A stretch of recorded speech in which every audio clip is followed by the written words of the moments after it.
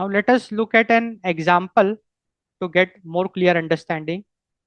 So now we will look at a tool interface example. So now we are looking at a self-descriptive metadata of a plug and play tool.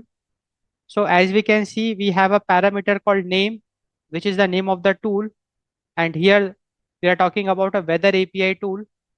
The description, it tells us that what that tool can do. So this tool can fetch current weather.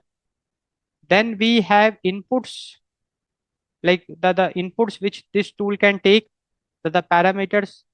So this tool can take one input parameter, that is the city, and the data type is the string, and the outputs, like what response can we expect from this tool.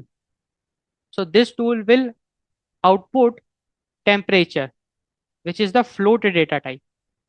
So we looked at an example of a tool interface, like example of a plug and play tool, the self descriptive metadata we saw. So every tool will have a self descriptive metadata where we will be having the name of the tool, the description, like the what the tool does, the inputs, the outputs.